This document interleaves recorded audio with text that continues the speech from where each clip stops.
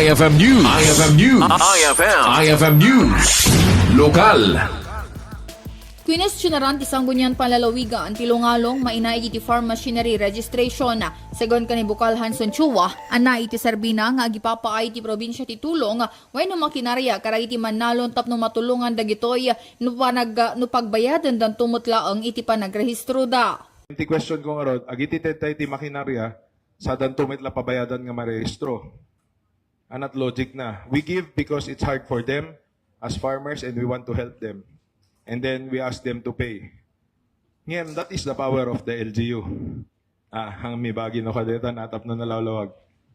Kabayatan na sinaludsod pa ni Bukal Rafael Medina nga no apay saan nga kaya nga ikadom ti Agriculture Office at ti minimal fee abayada ang dagiti mannalo na agsipod taragito ikat para mutlaeng kadakwada. 30,000 pesos can be subsidized by the Office of the Agriculture.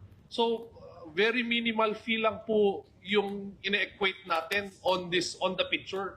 So, bakit hindi ba natin kayang ipikit yung 30,000 na yun para sa ating mga farmers? 'Di ba? Iti sa bali abangir inlawlawag ni Bukal Jeffrey Sagit ti Committee on ti Chairman ti Committee on Agriculture kasapulan ti registration ti makina tapno mamonitor dagiti saan pa yan nakaawa ti tulong wenno awan iti agdoblema ipaayan ti makinarya.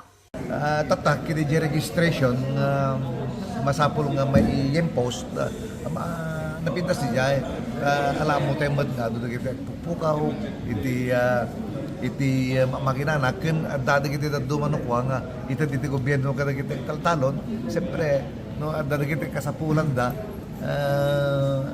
ilago da ko natin ka din dati kita kasi nga may encounter tayo kung no dati registration nga mapasama ka talaga mabalin nga marami nga kasyay. Kabayatan na naaprobaran ti resolusyon iti sumarno apan nakaibasa na kalpasan na ikat dagiti parte nga da iti bayadan dagiti mannalo na. Para iti IFM News, Idol Bernadette Toledo, Tatak, IFM.